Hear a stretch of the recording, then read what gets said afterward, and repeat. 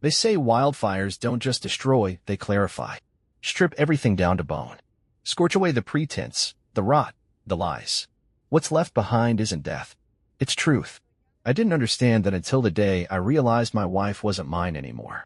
I'm Cole Mason, 43, former film editor turned small-town studio owner. I used to live in Los Angeles, back when I thought stress was just the price of ambition. I cut my teeth on late-night indie documentaries and network promos before I got tired of watching my life play out in jump cuts and reshoots. So 5 years ago, I packed up and moved to Aspen Ridge, Colorado, population 6,300 and change. Traded traffic for pine trees. I opened a boutique editing suite above a bookstore downtown and started cutting trail films, outdoor brands, and the occasional artsy passion project. My wife, Danny, came with me. Back then, I thought we were aligned, tired of city life, hungry for something simpler. She was the spark in our little duo. A yoga instructor with a sharp wit, endlessly curious, always pushing me to take risks. Danny was magnetic, the kind of woman who could walk into a room full of strangers and have 5 of them laughing before she reached the coffee machine. People called her radiant, grounded, luminous. All the things you'd expect from someone who turned breathing into a vocation. And I'll be honest, I believed it. I believed her. For a while. The first crack didn't feel like a crack. It felt like a question mark. A moment that should have passed, but didn't. It was the boots. We'd gone through our usual early January ritual, clearing out the mudroom, swapping fall gear for snow gear. I found a pair of pristine hiking boots in the back of her Subaru. Still had the tags on them. That wouldn't have been strange, except she'd just told me she'd spent the weekend leading a mindfulness trek with 2 other women through the Elk Mountain backcountry. She said she'd worn those boots. Said they'd held up great on ice. But they weren't even broken in. I held them up. New boots. She barely blinked. No, those are the ones I wore last weekend. They still have the tags. Oh, she said, brushing past me. I must have forgotten to take them off. You know I'm obsessive about keeping gear clean. Something in her voice was off. Flat. Too casual. I let it go. Not because I believed her, but because I didn't want to start cataloging lies. Once you start doing that, you can't stop. Every word becomes evidence. Every memory becomes corrupted by doubt. But my brain, my editor's brain, wouldn't let it rest. I've made a career out of spotting the frame that doesn't belong. The jump cut no one else catches. The continuity error that turns a scene from seamless to strange. Danny's story didn't hold. And it wasn't the only one. That week, she started going to the studio earlier. Staying later. Hosting private sessions with new clients she never named. I'd known most of her regulars by first name for years, but these new ones, the ones she said were just passing through, spiritual tourists or drop-ins, they never seemed to leave a trace. No social media tags. No mentions from mutuals. No invoices I could find. I told myself I was being paranoid. Then came the night I caught her staring out the window after midnight, phone clutched in her lap, face lit by the screen. I asked who she was texting. She jumped, literally flinched, and said it was a friend from a women's retreat. When I asked which friend, she said I wouldn't know her. Then went to bed. My stomach dropped. It wasn't about the name. It was the pattern. She used to tell me everything too much, even. Now every answer was just vague enough to sound plausible. Just empty enough to hide something inside it. I didn't sleep that night. I lay there listening to her breathe, wondering who else had. I wasn't sure what I was hoping to find when I started checking her messages. Her phone had a passcode now. She'd never used one before. Her laptop, too, locked with a 6-digit PIN. I used to be her tech support. Now I couldn't even check the weather on her devices. But I'm not just a husband. I'm a problem solver. And the thing about living with someone for over a decade is you know their rhythms, their phrases, their fallback codes. She used her favorite Sanskrit quote, Sthira Sukham Asanam, stability and ease in posture. That cracked her phone. And what I found behind that password was a wildfire waiting to consume everything I thought I knew. It wasn't just one man. It was 7. 7 over the course of a year and a half. Each with their own folder. Each with their own threads. Some were physical. Some were emotional. All of them thought they were special. All of them thought Danny saw them in a way no one else did. She used the same language with every one of them. I've never felt this safe before. You ground me. You make me want to risk everything. She told me that once, years ago, under a blanket of stars and Joshua Tree. Now she was recycling the same magic. Repurposing my memories for someone else's pleasure. There were photos. There were videos. There were plans. And what gutted me the most, what made my hands shake as I clicked through each thread, was that I could tell she believed it. Each time, she wasn't just manipulating them. She was believing her own illusion. Each man was the one, until the next one came along. She didn't cheat because she lacked something. She cheated because she wanted everything. I didn't cry. I didn't scream. I felt my world fall silent, like the moment after a match strikes but before it catches. That second where everything holds its breath. And then, I lit the fuse. I didn't confront her that night. I didn't slam doors or flip tables or drag her into a shouting match. Danny would have spun it. She was good like that, always had a way of making my reactions seem like the real problem. If I got angry, I'd just become another man she couldn't grow with. No, I needed something else. I needed precision. So I started planning. Quietly, carefully, meticulously. The first thing I did was remove her name from the LLC we'd started when she opened her yoga studio. Technically, I owned 60% of the business. She always said she didn't care about paperwork, just wanted to teach. That was her mistake. One of many. I rerouted the business accounts, shifted the income streams, transferred the studio lease to a new shell company under my control. All legal, all clean, no red flags yet.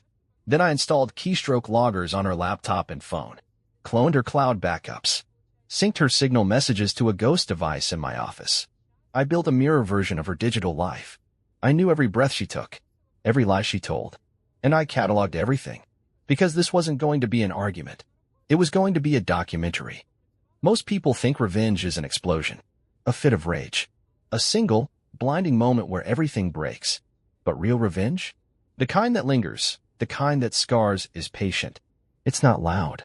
It's quiet, surgical, frame by frame. And that's exactly what I gave her. I spent the next 6 weeks building the edit of my life. I had everything I needed. Months of Danny's own words and messages, videos, emails. Clumsy lies typed out late at night under the illusion of secrecy. Photos from her retreats, which were really albums rented under burner accounts to host her various soulmates. I even had drone footage of her wilderness cabin, courtesy of a hiking filmmaker friend who owed me a favor and asked no questions. But this wasn't going to be some angry montage. I wanted to tell a story. Her story. So I did what I do best. I edited truth until it hurt. I started with a soft piano score, a melody that felt introspective, hopeful. I layered it beneath her teaching voice, lifted from a yoga podcast she'd recorded the year before. She spoke about authenticity, vulnerability, conscious intimacy. Her voice was rich with emotion, dripping in sincerity. And then, slowly, I began to juxtapose clips of her whispering those same words. You make me feel seen to 4 different men. Text overlays of the same phrase sent on different days, to different phones, identical down to the emojis. Cut to Danny, in flowing white linen, leading a sunrise meditation, saying, when we align with truth, we become free. Cut to her pin location in Telluride. During a weekend, she told me she was in Boulder for a workshop. The Airbnb footage showed her in bed with a man named Colin, a wilderness therapist with a fiancé back in Montana. They didn't even close the curtains. I didn't use nudity. I didn't need to. The implication was enough. The dates, the timestamps, the damning synchronicity. She was a woman who preached alignment while twisting herself into knots of betrayal. For the finale, I used her own words from an Instagram live. You can't evolve if you're clinging to safety. Sometimes, to grow, you have to burn it all down. Fade in. Credit card records showing retreats booked with my business account. Legal documents linking my LLC to her primal restoration ventures. Audio of her promising emotional monogamy to one man while planning a weekend getaway with another. I called the film The Ashes of Aspen Ridge. Technically a found footage-style exploration of betrayal in spiritual wellness culture. That's what I wrote in the festival application. It got accepted under the local short film showcase. No one asked who made it. I used a pseudonym. Every clip was masked, names blurred, voices slightly distorted, faces obscured just enough to preserve legal ambiguity. But anyone who knew Danny would know, especially the people in our town, especially her clients. All the while, I kept playing the husband, the supportive partner. She didn't suspect a thing. She'd come home glowing from her private retreats, tell me how healing it was to help women reconnect to their sensuality. I'd nod and say I was proud of her. She said she was planning to scale it up, take the retreat brand national, start offering couples healing weekends. Would you ever co-host one with me? She asked one night, barefoot in the kitchen, sipping a turmeric latte. I smiled. Let's see how the spring unfolds. It was almost beautiful, how cleanly she walked into her own fire. In the meantime, I contacted the men. Not all 7, just 3. The ones with the most to lose. The married ones. The ones who had no idea they were being archived in a documentary set to premiere in a town of gossip-hungry locals. I didn't threaten them. I simply offered transparency. Sent them links.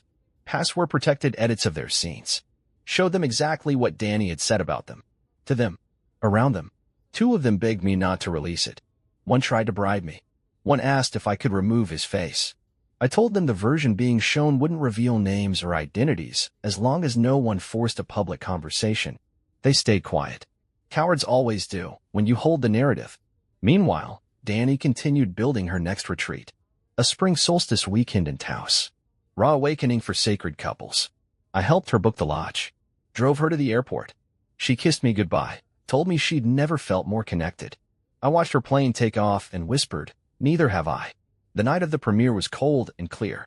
The local arts center was packed. Half the town came out for the showcase, people in flannel and beanies, sipping cheap wine out of compostable cups. Danny arrived an hour in, radiant in a forest green shawl, flanked by 2 fellow yogis. She didn't even look for me. Just assumed I'd be there, somewhere, waiting to applaud her later. She didn't know which film was mine. Didn't even know there was a film by me. The showcase saved it for last, The Ashes of Aspen Ridge. 20 minutes. Ambient music. No credits. Just the description. A meditation on alignment, delusion, and what happens when we believe we are the exception to the truth. The room dimmed. The screen flickered. And Danny's voice filled the silence. I watched her face the entire time. At first, she was smiling, that polished, performative smile she used in workshops. Then came the confusion. The recognition. The realization. She sat completely still. No gasps. No screams. Just a creeping stillness, the kind that only happens when your whole identity unravels in public. I saw her eyes move frantically, scanning the audience, trying to figure out who else knew. Trying to gauge how many people had just witnessed the end of her illusion. By the time the credits rolled, a black screen, no names, the room was dead silent. Then someone clapped. One person. Then a few more. A strange, stunned applause. Nervous. Uncertain. And Danny? She stood. Slowly. Stiffly. Like every limb weighed 50 pounds. Then she walked out. Didn't say a word. Not to her friends. Not to the crowd. Not even to the director of the showcase, who tried to thank her for being part of such a vulnerable piece. She just left. And I followed 5 minutes later. Outside, snow was starting to fall. I didn't call her. I didn't text. I just drove home, slid into bed, and slept better than I had in months. The next morning, Danny was already gone. No note. No call. No sound. Just an open drawer where her laptop used to be and a yoga mat missing from its usual spot. I didn't need to ask where she went. Her behavior was pure pattern. When cornered, Danny disappeared. That was her style. Evaporate, reinvent, reemerge with a new story. She didn't confront. She curated. But this time, she had nowhere to run. The ripple effects began before noon. Aspen Ridge wasn't just a small town, it was a talking town. Half the people who saw the film didn't know exactly who was behind the blur and distortion, but enough did. And those people? They didn't stay quiet. A wellness blogger from Boulder posted a speculative review about the film on Instagram, tagging Danny's old retreat account. Her comment section blew up. Half sympathetic, half outraged, all watching. By lunch, I got a call from a mutual friend, Rachel, who ran the co-op Danny used for some of her events. She didn't tell me, Cole, she said. I had no idea she was using the studio to run this. Double life. She's done here. I just wanted you to know. One by one, the pieces started falling off the board. The wellness retreat she'd planned in Taos? Canceled. The lodge pulled out after one of the owners saw a clip from the film online. Her core clients, the women she coached in private sessions, ghosted her. No one wanted to be associated with a walking controversy, especially not one whose face, while blurred, had become the worst-kept secret in the county. I didn't reach out to her. I didn't respond to the one-line text she finally sent that evening. We need to talk. No, we didn't. She didn't want to talk. She wanted to rewrite. That was always her move, spin a new narrative, frame it in healing language, cry just enough to look real, then pivot into empowerment. But I'd cut off her exit ramp. She couldn't gaslight a documentary. That weekend, a writer for a Denver-based podcast reached out, asking if I'd be willing to speak, anonymously or otherwise, about the making of The Ashes of Aspen Ridge. I declined. I told them the work spoke for itself. Let Dani wonder who had told the story. Let her obsess over whether it was one of the men, or one of the women, or maybe even someone she trusted more than me. Let the silence haunt her. 3 days later, I came home to find her on the porch. She was sitting on the swing like she used to after our first summer here, barefoot, legs curled under her, staring at the pine trees like they could give her answers. When she saw me, she stood. "I need to talk to you." Her voice cracked just a little. She was still in full performer mode, but the edges were fraying. I didn't move. "About what?" "You know what." She stepped closer. "You tried to destroy me." "No," I said calmly. "You did that yourself. I just made sure no one missed it." She flinched like I'd hit her. And for a second, I almost felt something. Almost. She walked past me into the house like she still lived there. I followed, slowly, watching her take in the silence. She looked smaller, like someone who'd finally seen the truth of her reflection and couldn't believe it was hers. She sat at the table. I stayed standing. "Was it all about revenge?" she asked. "No," I said. "It was about truth. Something you used to pretend to care about." Her eyes flashed. "I do care. You don't understand it." "No," I cut her off. "You don't understand. I gave you everything. Time, support, trust. I built a life around you. And you turned it into a stage. A revolving door for your spiritual affairs." Tears welled up. But I'd seen them before. I'd seen them used like smoke bombs, distractions while she rewrote the script. "I lost myself," she whispered. "That's not an excuse, but it." I laughed. Not cruelly. Just bitterly. "You didn't lose yourself. You fed yourself. Over and over, on attention. On adoration. You used people. You used me. And when it all finally caught up with you, you acted surprised." "I was sick," she said. "Lonely." "So was I," I replied. "But I didn't lie to your face while falling into someone else's bed." Silence stretched between us. Finally, she asked, "What happens now?" And I said it with the calmness of someone who'd already made peace with it. "Now, we end it. Officially. You'll get served papers this week." She opened her mouth, but I raised a hand. "I'm not interested in reconciliation. Not therapy. Not mediation. I'm done. You've already taken what you needed. Now I'm taking back what's mine." Her face hardened. That same fire she once used to seduce Arun now burned as a shield. "This isn't over," she said quietly. I looked her dead in the eye. "It is for me." That night, I burned the last box of her old retreat flyers in the fire pit out back. The flames were small, but steady. And for the first time in 2 years, I didn't feel numb. I felt clean. I served the divorce papers through a courier, not a sheriff. That wasn't about sparing her dignity, it was about precision. Dani cared about image more than anything.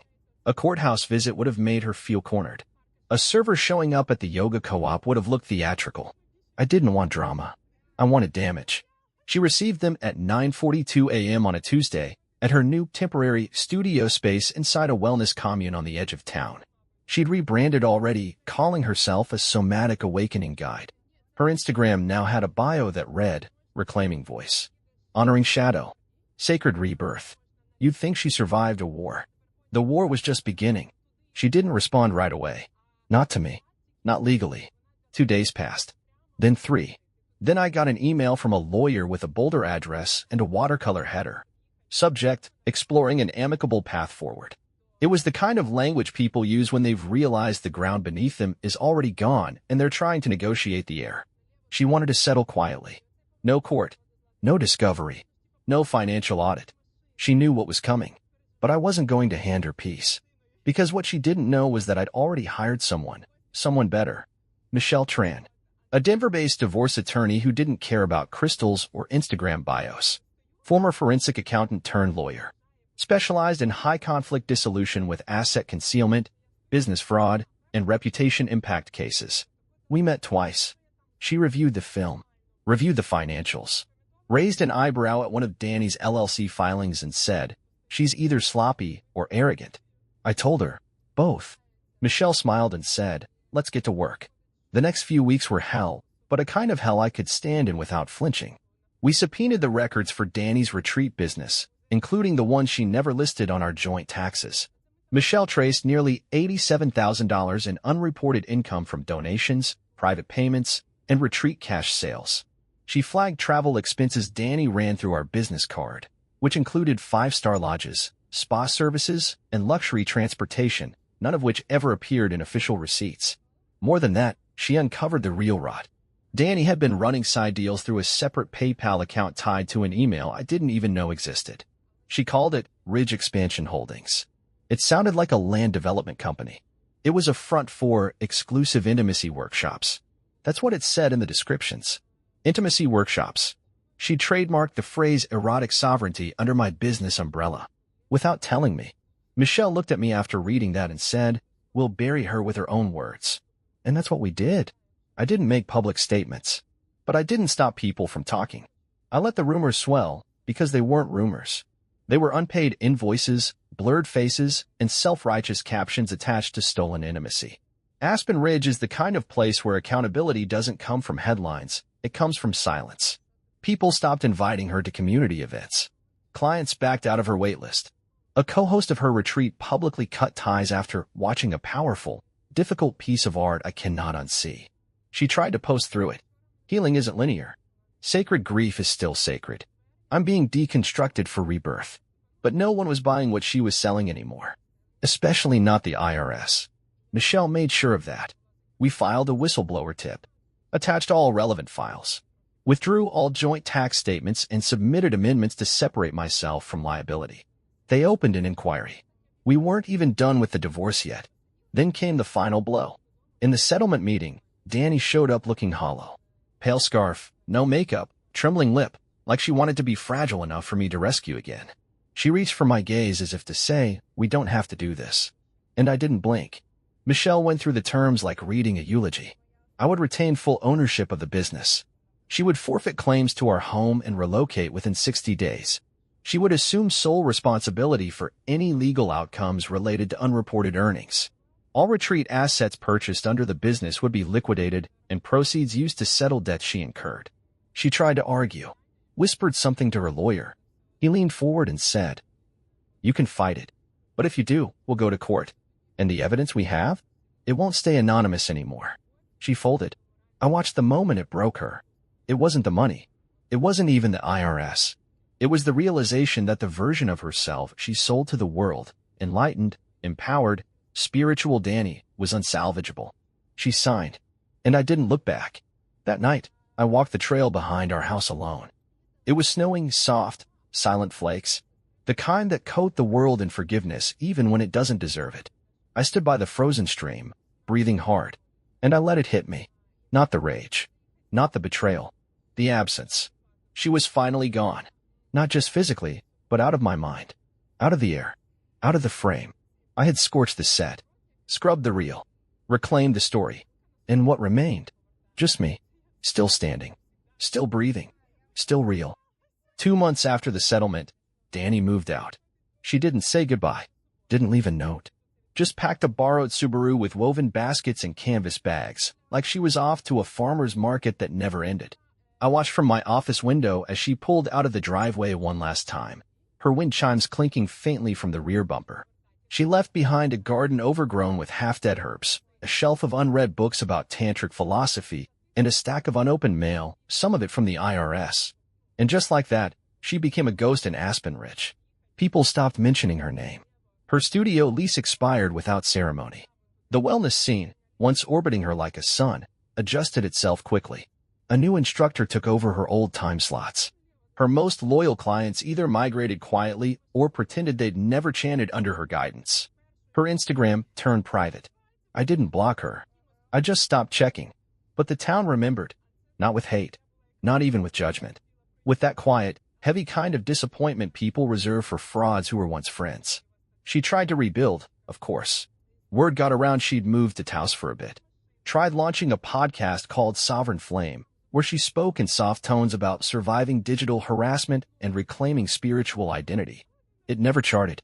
The website's gone now. Probably couldn't afford the domain renewal. The men she had affairs with? One got divorced. Another left town. A third sent me a message a few weeks after the premiere.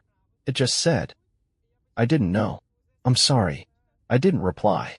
I didn't need to. As for me, I didn't throw a party, didn't take a trip or post cryptic quotes about growth. I did something quieter. I started filming again. Not editing. Filming. Something I hadn't done in years. I bought a handheld Blackmagic rig and started capturing local stories, ranchers dealing with drought, old-timers who remembered the mining days, a kid training to be the youngest avalanche rescuer in Colorado. Real people. Real lives. No distortion. No narrative spin. It grounded me. Reminded me why I got into storytelling in the first place, not to manipulate, but to witness. To preserve moments that mattered. I called the series True North. Uploaded them to a modest Vimeo page. No algorithm. No monetization. Just quiet truth. And it resonated. Locals started sharing it. Then regional outlets. One short, a portrait of a widowed botanist restoring native wildflowers, got picked up by Rocky Mountain PBS. Then came a small grant.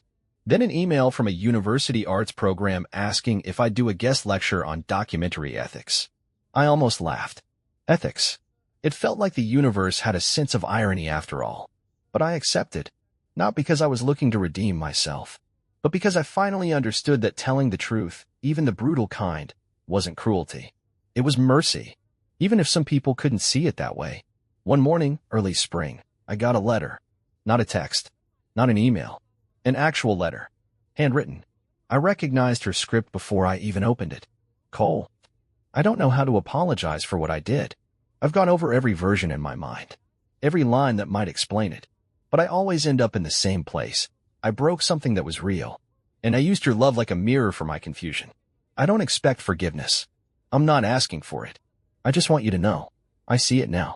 I see me now. And I'm ashamed. You deserved someone who could hold truth like you do. Not someone who fractured it to feel whole. Whatever you decide to do with this letter, I accept it. Just know, for what little it's worth, I loved you. In my broken way. D. I folded it once, neatly. Slipped it into the fire pit. Didn't light it. Just left it there, next to the charred remains of her flyers. Some truths don't need burning. They just need to stay where they belong, outside, in the cold, away from the house. A year passed, then another, and somehow, the world kept turning. The house was quieter, cleaner. Not in a sterile way, just still. I repainted the upstairs loft. Took down the hanging macrame Danny left behind. Replaced it with framed stills from my True North series. The old rancher, the avalanche dog, the wildflowers. I wasn't curating aesthetics anymore. I was documenting truth. My days became rhythm again. Slow, intentional. Coffee, editing, filming, hikes, dinner with friends who'd stuck around. Long talks that didn't spiral into performance. I started going to the local open mic night on Thursdays, not to perform, just to listen. One evening, someone recognized me and said, "You're the guy who made that film, right?" I nodded. He smiled. Damn, that was surgical. I just said thanks. That was the legacy it left behind. Not scandal. Not gossip. Precision. I never heard from Danny again after the letter. Not directly. A friend once mentioned they saw her in Portland, leading a somatic healing circle at a co-op cafe. I didn't ask for details. She could try to rewrite herself all she wanted. But in the part of the world where we were real, her pages were already scorched. Sometimes I'd find pieces of her in strange places. A playlist she'd made playing in a coffee shop. A photo from her old Instagram reposted by a yoga brand too lazy to update. Ghosts in the algorithm. Echoes of someone who once moved through the world like she owned it. But they didn't sting. Not anymore. They just confirmed what I already knew. Illusions echo longer than truth, but they fade all the same. I kept building. I expanded True North. Started mentoring 2 young filmmakers who reminded me of a younger version of myself. All hunger, all heart, no polish. We filmed a series together about seasonal migration routes through the Rockies, won a regional award. They wanted to call the project Unbroken. I like that. I even agreed to a podcast interview about the film that started it all. The host asked, "Would you do anything differently?" And I paused, not out of guilt, but because I wanted to answer honestly. No, I said. I didn't destroy her. I revealed her. There's a difference. He nodded slowly, then leaned in. And do you think you'll ever love again? I smiled. I'm already in love. With stillness. With silence. With truth. There was nothing poetic about the end. No dramatic fade out. No perfect metaphor. Just this. The wildfire came. It burned through everything I thought I needed. And what remained, quiet, steady, scarred but standing, was me. Not reborn. Not reinvented. Just real.